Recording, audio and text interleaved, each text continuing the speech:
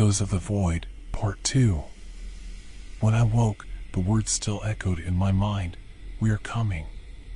They reverberated like a pulse, steady and unrelenting, as though the voice had embedded itself deep within my thoughts. My limbs felt heavy, my chest tight, and for a moment, I wasn't sure if I was still dreaming.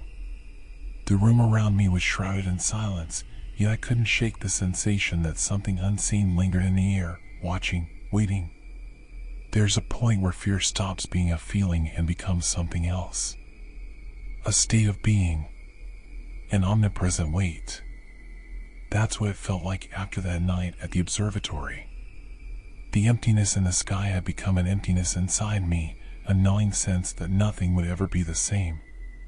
It haunted my every moment, making even the simplest tasks feel futile.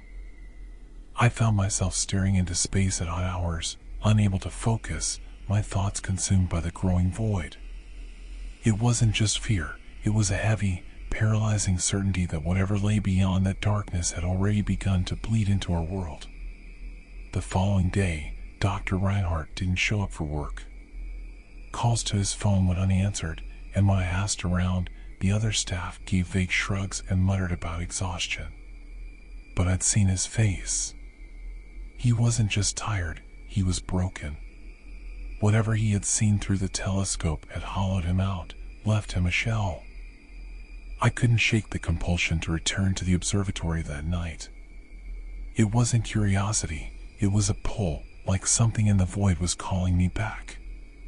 The halls were empty, the silence deeper than usual. My footsteps echoed faintly, and the sound felt wrong, as though it wasn't bouncing off the walls but being swallowed by the air itself. I made my way to the main observation room, expecting to find it empty. Instead, there was a man sitting at one of the computer terminals, his back to me. His shoulders were hunched, his posture unnaturally stiff. For a moment, I thought it was Dr. Reinhardt, but when I got closer, I realized I'd never seen him before. There was something unsettlingly familiar about him, though, a nagging sense that I should recognize him, as if he had stepped out of one of my dreams. "Hello?" I said, my voice tentative. He didn't respond. His head twitched slightly, as though he'd heard me but didn't want to acknowledge it. I stepped closer, feeling a cold sweat break out on the back of my neck. "Can I help you?" I tried again. This time, he turned. His face was pale, almost translucent, with dark hollows under his eyes. But it was his expression that froze me in place, a mix of terror and elation, as though he was teetering on the edge of a revelation too immense to comprehend. "They're awake," he whispered. His voice was thin, like it had been stretched too far. "Do you see it yet?" "See what?" I asked, my throat dry. He gestured to the telescope, his hand trembling. "The threshold. It's opening." I wanted to run, but something kept me rooted in place. The man turned back to the terminal, his fingers dancing across the keyboard with an urgency that bordered on manic. His movements were frantic but precise, like someone performing a task they've repeated countless times before. As he typed, I noticed faint scars along his knuckles, curved and irregular, almost like patterns etched into his skin. It felt deliberate, as though he had been marked by something, or someone. He muttered under his breath, fragments of words I couldn't catch, but that sent a chill racing down my spine. It wasn't gibberish, it sounded like a language I'd never heard yet somehow recognized. The screen filled with data, coordinates, spectral analyses, strange waveforms I couldn't begin to interpret. "What are you doing?" I asked. "Documenting," he said. "Recording. It doesn't matter, though. None of it matters. It's too late." The air in the room felt heavier, charged with a static that prickled my skin. There was a faint hum, almost imperceptible, like the distant buzz of an electric wire. It carried an acrid smell, faintly metallic, as if something unseen was burning or breaking down in the atmosphere. The sensation was suffocating, wrapping around me like an invisible shroud. I looked at the telescope, and for reasons I couldn't explain, I stepped toward it. My hands shook as I adjusted the focus, centering the view on the void where Vega had once been. At first, I saw nothing but darkness, a deep, impenetrable blackness that seemed to stretch forever. But as I stared, shapes began to emerge. Tendrils, vast and sinuous, unfurling like smoke through water. They moved with a deliberate grace, their edges shimmering faintly, as though they were only half real. And then I saw the threshold. It wasn't a structure, not in any sense that made logical sense. Its very presence seemed to mock the laws of physics, bending space in ways that felt like an optical illusion made real. Looking at it for too long made my head throb and my stomach churn, as though my mind couldn't reconcile what my eyes were seeing. It evoked a primal unease, a sense that this was something that shouldn't exist, something that had no place in our universe. It was more like an idea made manifest, a place where reality frayed and gave way to something else. Its edges shifted constantly, folding and unfolding in ways that hurt to look at. The space around it seemed to ripple, bending light and distorting the stars beyond. "It's beautiful, isn't it?" the man said behind me. I jerked away from the telescope, my heart hammering in my chest. "What the hell is that?" He didn't answer.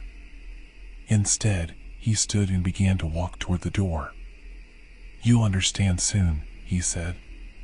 "They're coming for all of us."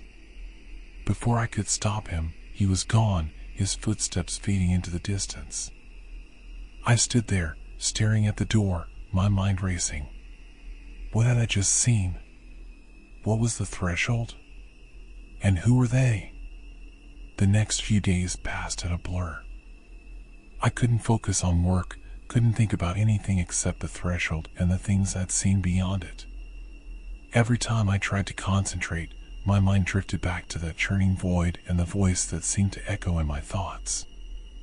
I'd catch myself staring blankly at my computer screen, my fingers hovering uselessly over the keyboard. Even mundane activities, like making coffee or brushing my teeth, became fraught with unease, as though the threshold was watching me through the corners of my vision. Sleep offered no respite. The dreams seeped into my waking hours, leaving me trapped in their endless grip. I tried to talk to the other staff, but no one else seemed to know who the strange man was. When I described him, they just looked at me with blank expressions and shook their heads. Dr. Reinhardt's absence stretched on. When I called his house, I got no answer. Eventually, I drove there myself. The curtains were drawn, the mailbox overflowing with unopened envelopes. I knocked on the door, but no one came. Something about the house felt wrong, not abandoned, but empty, like the life had been drained out of it. That night, the dreams came again. This time, they were more vivid, more intrusive. I found myself standing before the threshold, its shifting edges towering above me. The tendrils moved around me, brushing against my skin like whispers made flesh. I could feel their hunger, their anticipation. And in the distance, I heard the voice again. "Look closer." Its tone burrowed into my mind, reverberating through my skull like a physical force. My chest tightened, every breath a struggle as though the air itself had grown heavy. The words carried a weight far beyond their meaning, leaving behind a trail of unease that clung to my thoughts like oil. I felt a compulsion, a need to obey, as if the voice had reached into the core of my being and planted its will there, twisting my sense of self into something alien. I woke up drenched in sweat, my chest tight and my breathing ragged.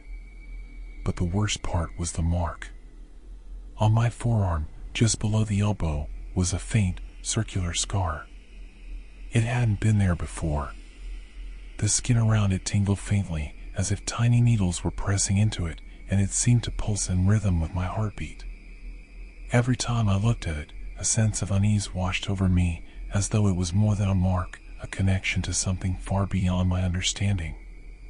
The edges were raw, as though it had been burned into my skin. I couldn't stay silent anymore. I gathered everything I had, the files from Incident Aegis, the transcripts, my notes on the threshold, and drove to the observatory. It was late, the parking lot empty, but the pull to return was undeniable. When I entered the building, the first thing I noticed was the sound. A low, pulsating hum that seemed to come from everywhere and nowhere at once. The usual faint scent of cleaning supplies and paper was gone, replaced by a sharp, metallic tang that stung my nostrils. The air itself felt heavier, pressing against my skin like a damp shroud. It wasn't mechanical, it was alive, resonating in my bones. In the main observation room, the telescope was pointed at the same patch of sky as before. The terminal next to it was active, the screen displaying a live feed of the void. But it wasn't empty anymore. The threshold had grown. Its edges were sharper now, more defined, and the space around it seemed to ripple unnaturally. The stars closest to it flickered like dying embers, as though their light was being devoured. A low-frequency hum emanated from the screen, almost imperceptible but strong enough to make the hairs on my arms stand on end. The tendrils had multiplied, weaving in and out of the structure like veins feeding a beating heart. And at its center was a light, dim and flickering, but unmistakable. It pulsed in time with the hum, each beat sending ripples through the surrounding darkness.